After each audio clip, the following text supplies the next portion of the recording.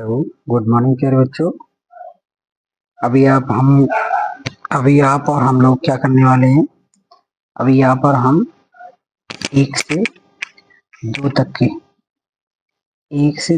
के जो चैप्टर्स हैं उनके इम्पोर्टेंट एमसीक्यू मतलब बहुविकल्पी प्रश्न करने वाले हैं। ठीक है बच्चों, हम देखते हैं क्या करते हैं। पहला क्वेश्चन है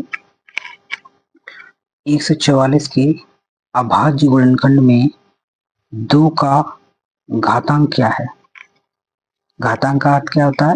देखो, घातांक जो होता है, घातांक का अर्थ है 2 की पावर कितनी आएंगी।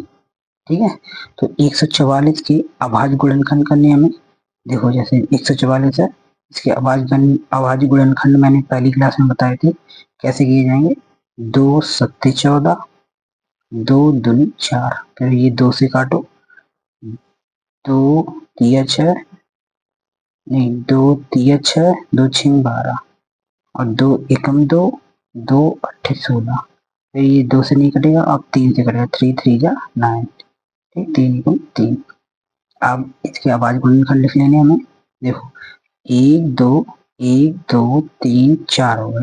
ठीक, 4 होने के बाद इसकी पावर क्या आ जाएगी, इनकी सबकी पावर 1 है। समझ लो ये यहाँ कुछ नहीं होती पावर तो 1 होती है। ये भी पावर 1 है, ये भी पावर 1 है, ये भी पावर 1 है, ये भी पावर 1 है, ये भी पावर 1 है, ये भी पावर 1 है। तो जो सेम नंबर होते हैं उनकी पावर जुड़ जाती है, पावर पावर जुड़ जाती है। 1 2 3 4। ठीक, तो 2 की पावर कितनी होगी 4। तो इसमें क्या बोला कि 2 की घातांक बताने, घातांक मतलब इनकी पावर कितनी है, पावर होती है। तो 2 की पावर कितनी होगी, 2 की पावर होगी 4। ठीक, तो 2 की आंसर क्या है 4। ये इंपॉर्टेंट क्वेश्चन है, ये आपको करने हैं ये वाले, क्योंकि पेपर में 99% आएंगे। ठीक, और देखिए दूसरा क्वेश्चन देखते हैं। अपरिमेय संख्या में परिमेय संख्या का भाग देने पर क्या आता है। देखो ये पाई बटे 3, ये अपरिमेय संख्या है पाई और परिमेय संख्या है 3। तो इसमें पूछा है अपरिमेय संख्या और परिमेय संख्या में भाग देने पर क्या आता है। तो हमें ये पता है कि परिमेय संख्या होती कौन कौन सी है। परिमेय संख्याएं जो होती हैं P अपॉन Q के रूप में लिखी जा सकी, जैसे 3/4। और ये P जो होगा ये दोनों पूर्णांक होंगे, हमने पहली क्लास में डिस्कस किया था। तो 3 और 4 जो पूर्णांक है, ठीक है। और अपरिमेय संख्या क्या होती है, जो P अपॉन Q के रूप में नहीं लिखी जा सके, जैसे पाई। ठीक, तो अब इसमें क्या होगा, जैसे पाई बटे 3, पाई बटे 3 है, तो पाई क्या है, पाई देखो इधर देखो, ये मैंने नोट करके लिखा है, इसको याद करना है, बहुत जरूरी है ये वाला। परिमेय संख्या और अपॉन अपरिमेय संख्या, जब परिमेय संख्या को अपरिमेय संख्या से भाग दें तो भी अपरिमेय संख्या आएगी। जैसे 3 क्या है, परिमेय संख्या है, 3 को किससे भाग दिया, अपरिमेय संख्या से, तो क्या आया पाई। और अपरिमेय संख्या क्या है, अपरिमेय संख्या है पाई। तो पाई को अगर परिमेय संख्या से भाग देते हैं 3 से, तो क्या था, अपरिमेय संख्या। दोनों केसों में क्या होता है, अपरिमेय संख्या ही आती है। तो इसका आंसर कौन सा आ जाएगा, 2। ठीक है, ये वाला बहुत इंपॉर्टेंट है, ये याद रखना कि किसी भी कोई भी कंडीशन हो, परिमेय को अपरिमेय से दो या अपरिमेय से परिमेय को दो, आएगा अपरिमेय ही। ठीक है, चलिए नेक्स्ट क्वेश्चन करते हैं हम लोग।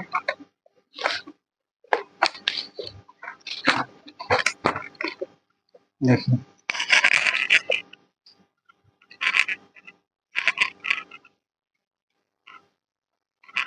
क्वेश्चन नंबर 4 है, चलिए 3 करते हैं। देखो प्रश्न नंबर 3 है 7 + 3√2 क्या है।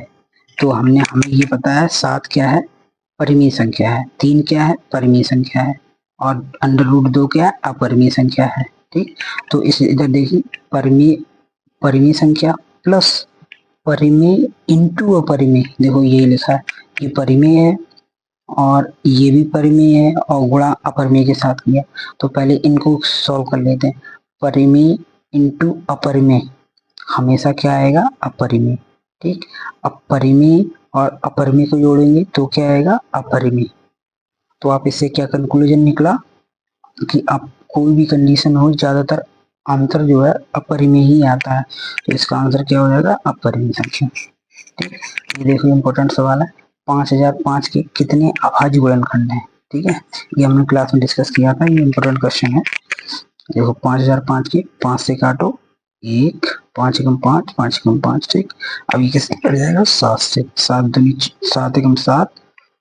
देखो अभी कटेगा, 7 चौको 28 और 7 तियां 21, ये 11 से कट जाएगा, फिर ये 13 से। तो इसके टोटल कितने गुणनखंड हो गए, अभाज्य गुणनखंड, 1 2 3 4, तो आंसर होगा 4। ठीक, अब हम लोग पांचवें क्वेश्चन पे आते हैं।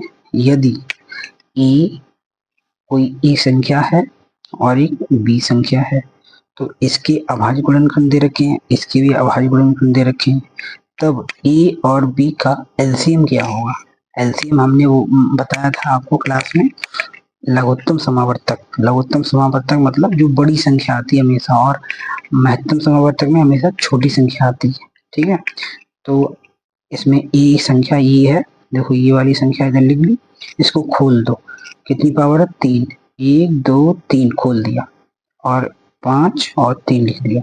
अब बी को खोल दो, 1 2 3 4। ठीक, तो अब इसमें देखो कॉमन क्या है, एक, एक कॉमन मिल गया, दो दूसरा कॉमन मिल गया, तीन तीसरा कॉमन मिल गया। ठीक, और एक चौथा, ये चौथा कॉमन मिल गया।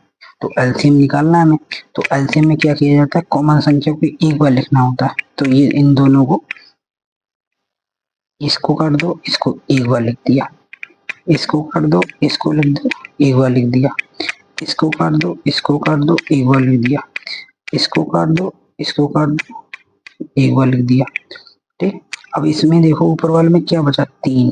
ठीक, अब इसमें क्या बचा ऊपर वाले में, ये तो सब कॉमन कॉमन वाले हैं, ऊपर वाले में ये देखो कि 3 बचा। ठीक, 3 लिख दिया, और नीचे वाले में क्या बचा, नीचे वाले में 2 बचा, 2 और 7 बचा, लिख दिया। ठीक है, जो बचे हुए हैं तो अब इनको मल्टीप्लाई कर लिया जाएगा, तो आ जाएगा 1680, बी आंसर है इसका, बी फॉर बाहुबली।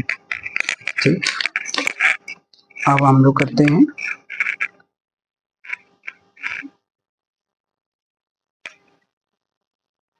देखिए क्वेश्चन नंबर करते हैं हम लोग 6। ठीक है, क्वेश्चन नंबर 6 है, यदि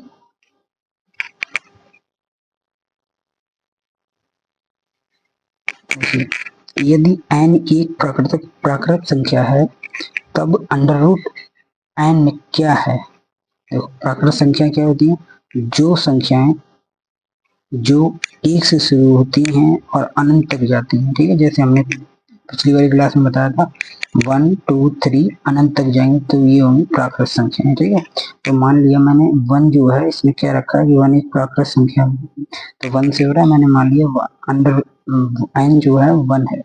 ठीक, तो इसका अंडर रूट लेते हैं तो क्या आएगा, +-1। ठीक, ये क्या है, एक परिमेय संख्या आ गई। अब हमने क्या किया, 2 को लिया अंडर रूट 2, तो ये क्या आ गई, एक अपरिमेय संख्या। तो अगर n एक प्राकृत संख्या है, तब अंडर रूट n क्या है, तो ये परिमेय भी हो सकता है और अपरिमेय भी हो सकता है, तो इसका आंसर कौन सा हो जाएगा, दोनों हो सकता है।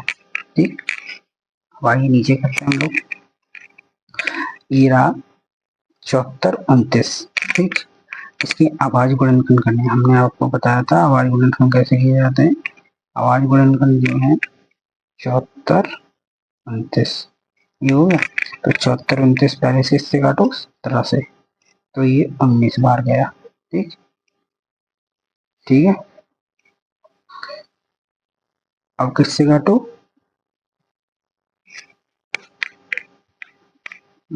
सॉरी 17 चौकू 68। ठीक, 17 चौकू 68 काटना पड़ेगा, फिर 19 से काटना पड़ेगा, 17 चौकू 68, 68 हो गए 2, ये कितना हो जाएगा,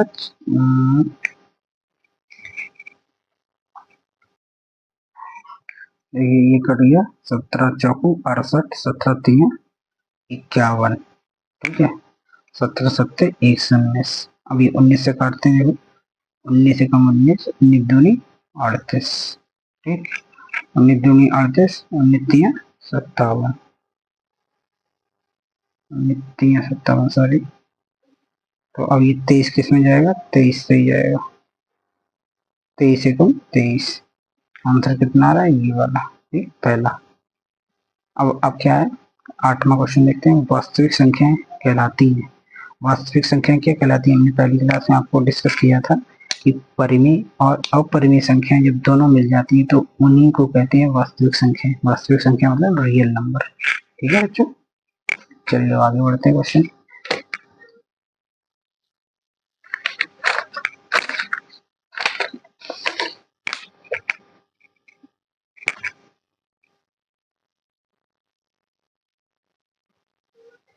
देखिए प्रश्न संख्या है, ये हमने आपके लिए छांट के लिखे क्वेश्चन, इंपॉर्टेंट वाले एमसीक्यू।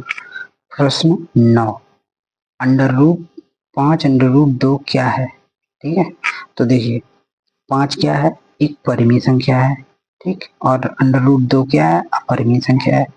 तो परिमेय संख्या गुणे अपरिमेय संख्या हमेशा क्या आएगा, अपरिमेय संख्या। जैसे ये वाला इंपॉर्टेंट आपको याद कर लेना, अपरिमेय संख्या गुणे परिमेय संख्या अपरिमेय संख्या आएगी। जैसे अंडर रूट 2 जो है वो अपरिमेय संख्या है और परिमेय संख्या 5 है, तो इनको जब गुणा करेंगे तो हमेशा 5 रूट 2 आएगा, तो ये क्या हो जाएगा, अपरिमेय संख्या। ठीक, ऐसे नीचे आते हैं, परिमेय संख्या और गुणे अपरिमेय संख्या क्या आएगा, अपरिमेय संख्या। ठीक है, 5 गुणे अंडर रूट 2 क्या आएगा, 5 अंडर रूट 2 अपरिमेय संख्या, तो इसलिए क्या आंसर हो जाएगा, अपरिमेय संख्या। इनको आपको समझ लेना है। ठीक है, देखो प्रश्न 10 है,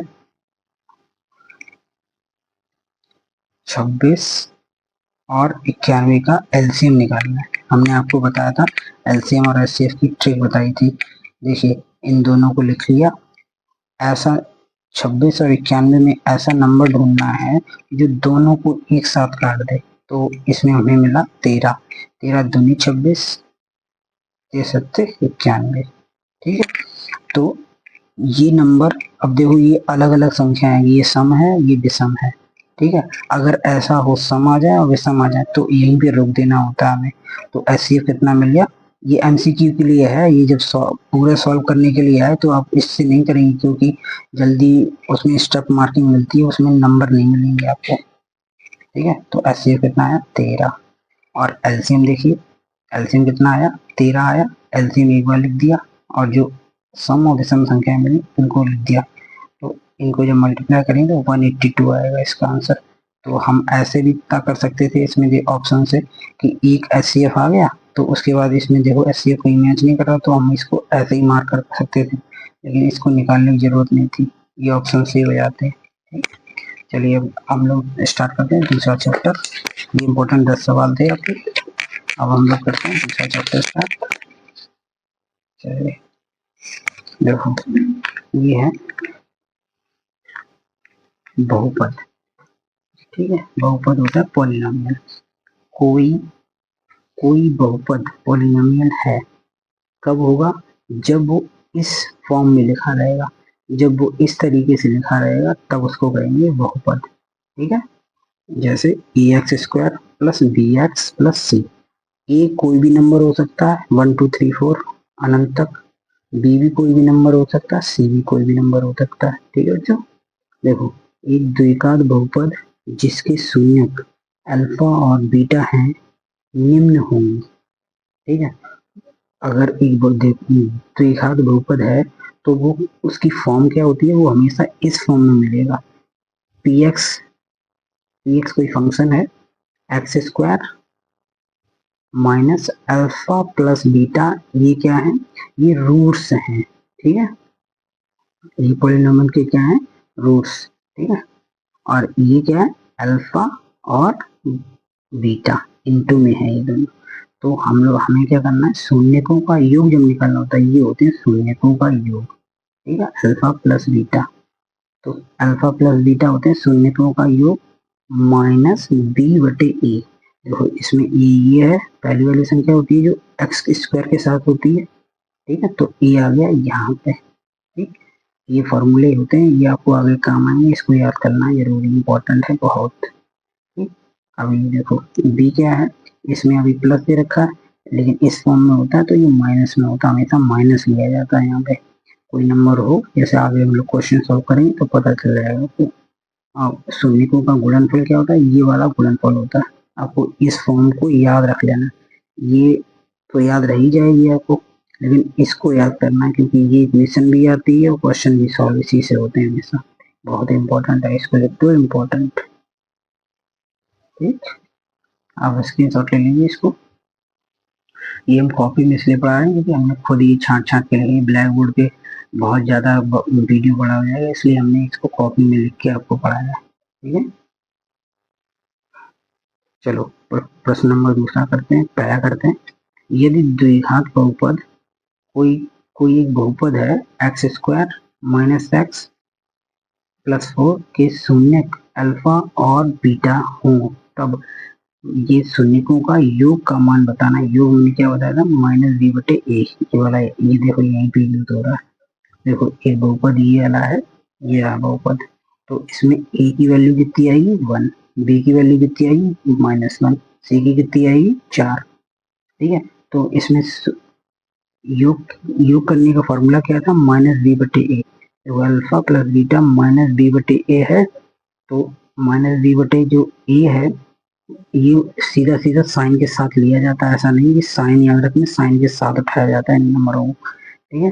तो देखो जो बी है वो क्या है, बी ये होता है, देखो ये बी होता है, यहाँ पे एक्स जिसके साथ होगा वो बी होगा उसका, तो इसके साथ एक्स है तो यहाँ पे होगा बी, तो ये क्या है -1, तो बी का क्या लिया -1, तो यहाँ पे वैल्यू पुट कर दो, बी की -1 अपॉन ए की वैल्यू 1, तो माइनस माइनस क्या आ जाएंगे प्लस, इसका आंसर क्या आ जाएगा सी,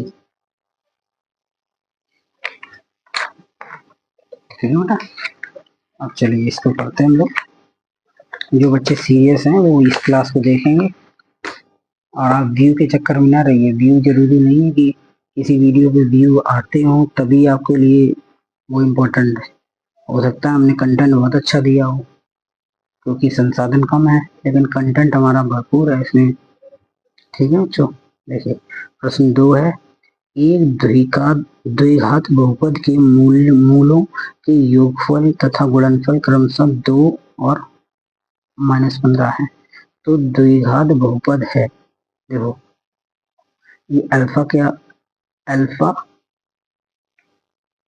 अल्फा प्लस बीटा क्या है 2, और अल्फा इंटू बीटा क्या है -15, तो आपको हमने इक्वेशन अभी बताई थी कि ये वाली स्टैंडर्ड फॉर्म होती है इक्वेशन, इसको आपको याद कर लेना, ये बहुत इंपॉर्टेंट है, तो इसमें अब आपको याद होगी तो आप जल्दी से रख देंगे, देखो अल्फा प्लस बीटा क्या होगा एक्स के साथ, और अल्फा इंटू बीटा ये सी है, ठीक है। यहाँ पे तो आपको हमने बताया था कि ये अल्फा प्लस बीटा क्या है, ये रहा 2, ये स्टैंडर्ड फॉर्म होती है माइनस वाली, तो यहाँ पे माइनस लगाया, और ये 2x, और यहाँ पे अल्फा इंटू बीटा, इसमें क्या रखा है गुणनफल है, ये गुणनफल -15 और योग 2 है, तो इनका रख दी वैल्यू, ये देखो एक्स स्क्वायर -2x -15 आ गया आंसर। अभी देखते हैं प्रश्न नंबर 3 है, इसका ये वाला देखिए, ये वाला मैच कर रहा है तो ये आंसर डी है। प्रश्न नंबर 3 देखते हैं, निम्नलिखित में कौन बहुपद नहीं है, हमें ये तो जानते हैं, हम जानते हैं कि बहुपद में चर की घात एक पूर्ण संख्या होती है, चर मतलब वेरिएबल, वेरिएबल जो होता है, वेरिएबल मतलब ये होते हैं वेरिएबल, देखिए ये एक इक्वेशन थी हमने आपको बताई थी ना, ये देखिए ये होते हैं वेरिएबल, ये ठीक है, ये संख्या जो है ये वाली x की पावर ये वेरिएबल होती है, इनकी संख्या कुछ भी आ सकती है, ये वेरिएबल होती है, ठीक है। तो अब क्वेश्चन नंबर 3 देखते हैं, निम्नलिखित में कौन बहुपद नहीं है, ठीक है। तो बहुपद होने के लिए क्या होना चाहिए, चर की जो घात होगी पावर वो पूर्ण संख्या होगी, ठीक है। तो चर की घात अगर देखेंगे तो इसमें देखो 2/3 इंटू एक्स, तो इसकी पावर कितनी है 1, तो इसकी तो पावर है, पूर्ण संख्या 1 है, तो ये वाली तो हो जाएगी बहुपद। और ये देखो x की पावर कितनी हो जाएगी 2, तो ये वाली भी बहुपद है। ये वाली नहीं हो जाएगी क्योंकि ये ऊपर जाएगी तो ये माइनस में हो जाएगी, तो ये कट जाएगी, ठीक है। तो ये वाली नहीं होगी, पूर्ण संख्या नहीं होगी, क्योंकि माइनस में, माइनस की तो वैल्यू हम लोग नहीं मानते। तो डी क्या है, डी भी x की पावर 3 है, तो ये भी बहुपद है, तो इसका आंसर क्या हो जाएगा, सी। ठीक है, चलिए क्वेश्चन नंबर 4 पे चलते हैं। देखिए प्रश्न है, यदि किसी द्विघात बहुपद px 2x² plus 3x minus 4 के शून्यक अल्फा बीटा हो तो अल्फा इंटू बीटा का मान क्या होगा। हमने इक्वेशन पढ़ी थी अभी, तो ये इक्वेशन लिख ली हमने, ठीक है। अब इसको वो स्टैंडर्ड इक्वेशन जो हमने अभी पिछले बताई थी, ये वाली स्टैंडर्ड इक्वेशन होती है x² minus alpha plus beta into x plus alpha into beta, ये वाली स्टैंडर्ड फॉर्म है। इसको इससे कंपेयर किया जाता है, जो a है तो ये 2 हो गया, 3 है तो ये हो गया ये वाला, और ये -4 है तो ये हो गया ये वाला। तो हमें पता है कि अल्फा, ये वाला जो c होता है, ये गुणनफल होता है, तो ये अल्फा इंटू बीटा क्या होता है, c बटे ए।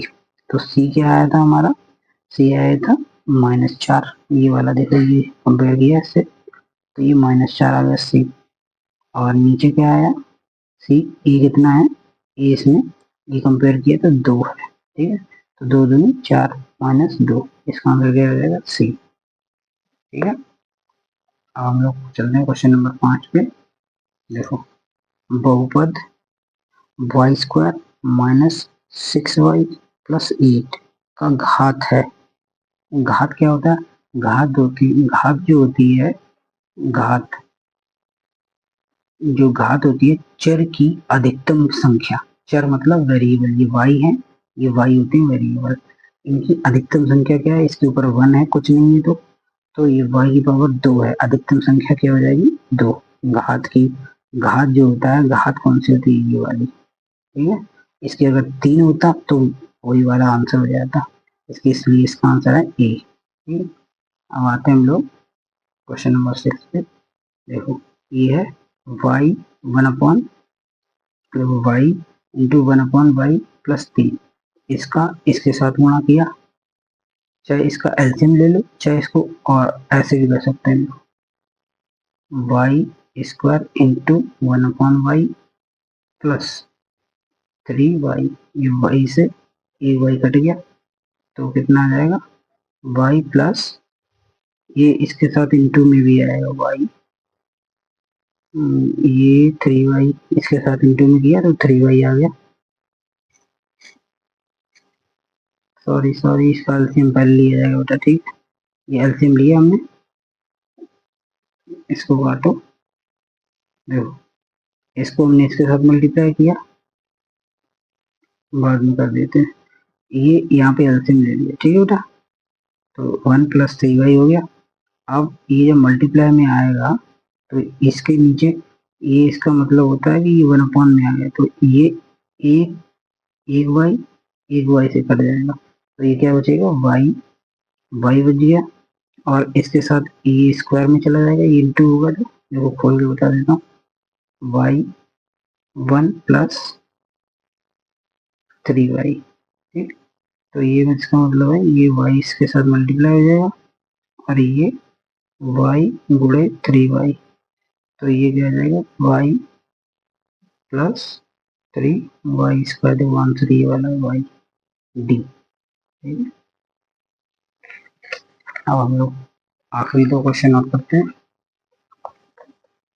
देखिए एक त्रिघात बहुपद है, त्रिघात मतलब इनकी पावर 3 होती है, कि अधिक से अधिक शून्यकों की संख्या क्या होगी, शून्यकों जितनी पावर होती है, कोई भी अगर बहुपद है तो जितनी भी इसकी पावर होगी मैक्सिमम, उतने ही उसके शून्यक होंगे, ठीक है। इसके शून्य, इसकी पावर हाईएस्ट कितनी है, 3, ठीक है।